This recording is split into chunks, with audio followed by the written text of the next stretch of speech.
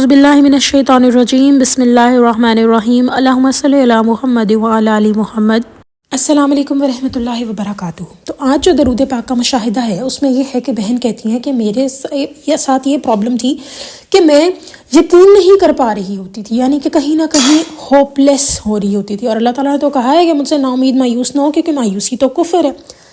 تو یہ کیسے ان کی زندگی میں واپس آیا؟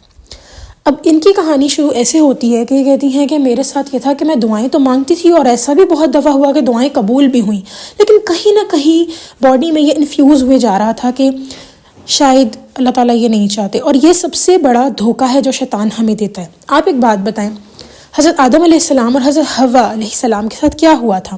جب وہ جنت میں تھے تو ان کو کیا خیال دیا تھا اس منحوس شیطان نے کہ اللہ تعالیٰ تو ہے وہ نہیں چاہتے کہ تم لوگ یہاں ہمیشہ رہو، اسی لیے انہوں نے تمہیں اس درخت کے پاس جانے سے روکا ہے۔ تو یہاں آپ دیکھیں اللہ تعالیٰ سے بدگمانی کرائی جا رہی ہے۔ تو کیا ہمارے ساتھ ایسا نہیں ہوتا کہ ہم دعائیں مانگتے پھر تھک جاتے ہیں اور کہتے ہیں اچھا اللہ نہیں رکھا اپنے نصیب میں، کوئی بات نہیں، جبکہ ہمیں تھکنا نہیں چاہیے، اور یہی تو ہمارا توکل ہے۔ کچھ چیزیں ہم ایسے ہی مانگتے ایک دم مل جاتی ہیں، اور اس کے اوپر بھی انسان اتنا ناشکر ہے جو کہتا ہے اچھا ہائی کچھ اور ہی مانگ لیتی یا لیتا۔ تو یہ بہن کہتی ہے میرے ساتھ تو یہ معاملہ ہوا کہ تہجد کی نماز ملی، اور اس تہجد کی نماز میں کہتی ہیں کہ میں نے دعا جو مانگی وہ اپنی خواہش نہیں مانگی، یہ سوچ کے کہ اللہ تعالیٰ نے شاید چاہتے نہیں ہیں تو اس کو مانگنے کا کیا فائدہ۔ تو کہتی ہیں کہ ان کا دماغ میں اتنا مسکنسیپشن شیطان نے ڈالا کہ اللہ تعالیٰ نہیں چاہتے تو کہ تم استغفر اللہ یہ کامیابی حاصل کرو، یا جو چیز تمہارے دل کے قریب ہے وہ تم حاصل کرو، اتنا ڈسٹرب کر دیا۔ تو انہوں نے کہا اپنے مائنڈ کو سمجھایا، اور وہی میں آپ لوگوں کے ساتھ شیئر کرنا چاہتی ہوں، کیونکہ ماشاءاللہ درود ابراہیمی سے جڑی ہوئی تھی۔ تو ایسا کیسے ہو سکتا ہے کہ جو نور کا حصار ہمارے ارد گرد بن جاتا ہے درود ابراہیمی پڑھنے سے، اس سے آپ پروٹیکشن میں نہ آئیں؟ تو یہ بہن کہتی ہیں کہ ان کے مائنڈ میں خیال آیا کہ اگر ایسی بات ہے کہ ٹھیک ہے شاید اللہ تعالیٰ نے کچھ چیزیں میرے حق میں بہتر نہیں ہیں وہ نہیں رکھی ہوئی، تو میں دعا تو پھر بھی کروں گی کیونکہ اس کے فائدے ہیں۔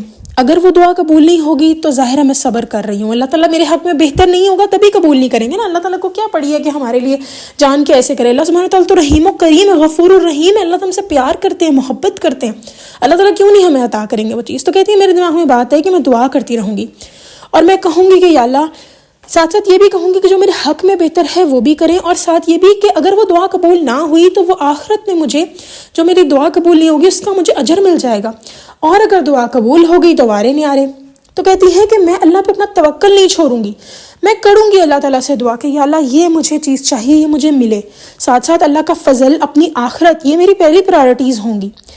لیکن ہمیں اللہ تعالیٰ سے بدگمان نہیں ہونا۔ اور یہاں تک کہتی ہیں کہ ان کے سامنے اکثر اوقات آیتیں بھی آ جاتی تھیں کہ دنیا کی زندگی دھوکے کا سامان ہے۔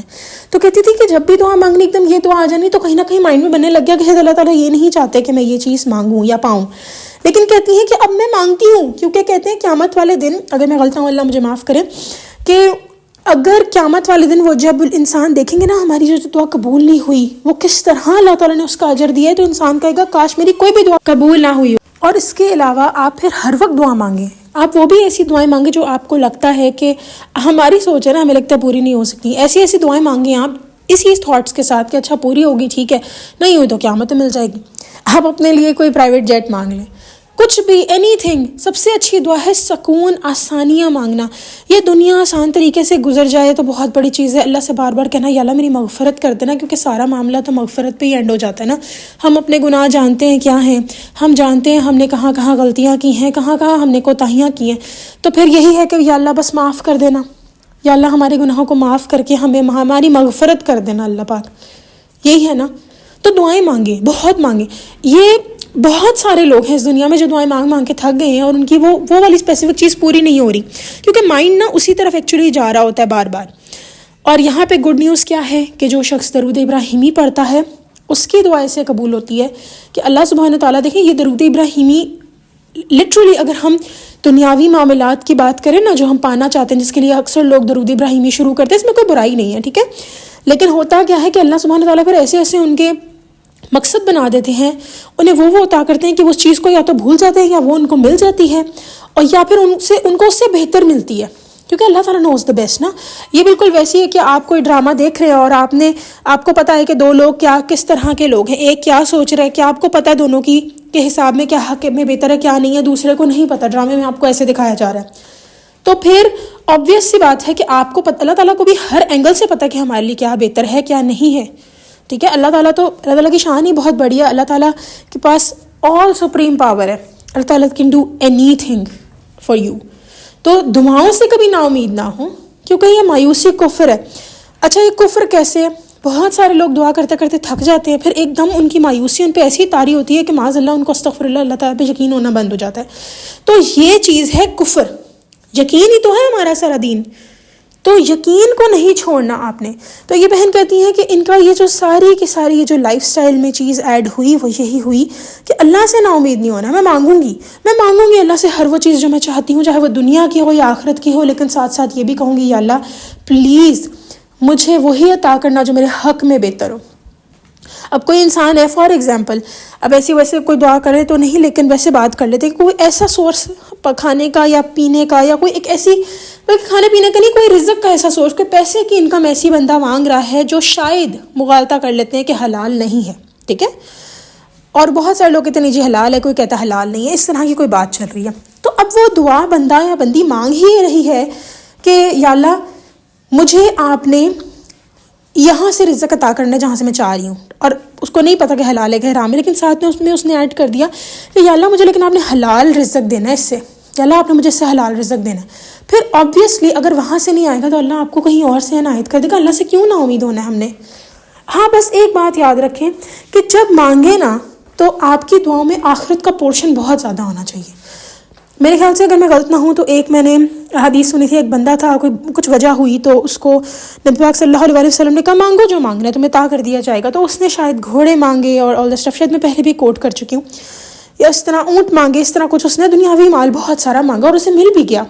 وچ پرووز دیٹ کہ نبی پاک صلی اللہ علیہ وسلم نے جو اپنی لائف میں سادگی اختیار کی ہوئی تھی وہ اپنی امت کے لیے کی ہوئی تھی، تاکہ ان کی امت میں کوئی اگر غریب ہے تو وہ ڈسٹرب نہ ہو، اس کو ہر حالات میں جینا آئے. میرے خیال سے جتنی ہم کھانا نہ کھانے والی بات نبی پاک صلی اللہ علیہ وسلم کی لائف کے بارے میں سنتے ہیں رونا آ جاتا ہے، اور ہم تو یہاں ذرا ایک آدھ میل اسکپ ہو جائے تو بندہ ہاتھ پاؤں کانپنے لگ جاتا ہے، کھانا نہیں ملا یا اللہ کھانا ہی، اور ہم سوچ نہیں سکتے وہ کس کس قرب سے گزرے ہیں. تو اللہ تعالیٰ آسانیاں کرے ہمارے لیے بھی، اور اللہ تعالیٰ ہمیں ان کے نقشہ قدم پہ چلنے کی توفیق دے، ہمیں ان کی سنت کو فالو کرنے کی توفیق دے. اچھا تو پھر معاملہ یہ ہوا کہ اس آدمی کو سب مل گیا جو وہ چاہتا تھا، اور پھر کچھ یہ ہوا کہ اس انسان کو کے بارے میں جب وہ جہاں سے چلا گیا تو حضور اکرم صلی اللہ علیہ وسلم نے صحابہ کرام سے کہا کہ ایک عورت تھی جو کہ حضرت موسیٰ علیہ السلام کے زمانے میں، اور ان لوگوں کو رستہ نہیں مل رہا تھا حضرت موسیٰ علیہ السلام ان کی قوم کو. تو ایک عورت کیوں نہیں مل رہا تھا ان کو؟ حضرت یوسف علیہ السلام جو ہیں ان کی جو باڈی ہے وہ ساتھ لے کے جانی تھی. تو ایک عورت تھی، اس کو پتا تھا بس کہ وہ باڈی کہاں ہے، لیکن اس نے کہا اگر میں تب بتاؤں گی جب اللہ تعالیٰ سے تو آپ یہ بات کریں گے. حضرت موسیٰ علیہ السلام کو کہا آپ یہ بات کریں گے کہ مجھے اللہ تعالیٰ ادھر رکھیں گے جہاں پہ وہ اپنے انبیاء کرام کو رکھا ہوا ہے. تو حضرت موسیٰ علیہ السلام خود کیسے کہہ سکتے تھے، اسی لیے انہوں نے اس عورت کے بارے میں اللہ تعالیٰ سے بات کی. اللہ تعالیٰ نے کہا مل جائے گا.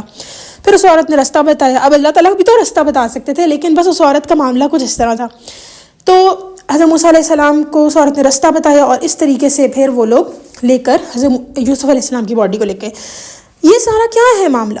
یہ سارا یہی معاملہ ہے کہ اللہ تعالیٰ آپ کی ہر دعا پوری کرنے والے ہیں.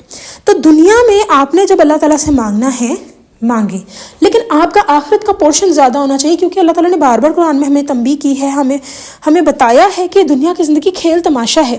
اچھا اب آتا ہے ایک اور مزے کی بات. یہ بہن کہتی ہیں کہ اکثر اوقات ایسا ہوا کہ جب وہ مجھے دنیا کی وہ چیز مل گئی جو میں چاہتی تھی، یا اس کا کچھ حصہ مل جاتا تھا جب مجھے، تو کہتی ہیں مجھے وہ ہوتا تھا کہ میں یہ مانگ رہی تھی.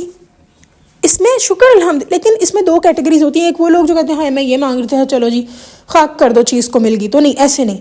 ان کا یہ تھا کہ ریئلائزیشن کہ اچھا میں یہ مانگ رہی تھی اللہ تعالیٰ سے، میں اللہ تعالیٰ سے یہ مانگ رہی تھی، اللہ کا شکر اللہ نے عطا کیا. یعنی شکر بھی ہونا چاہیے، ایسا نہیں ہے کہ اچھا میں یہ مانگ رہی تھی، نو، شکر بھی ہونا چاہیے. شکر کے ساتھ وہ کہتی ہیں کہ میرا مائنڈ میں آیا کہ اچھا میں یہ مانگ رہی تھی، اللہ تعالیٰ آپ بہتر جانتے تھے. تو دعائیں مانگیں، اللہ تعالیٰ سے مانگیں.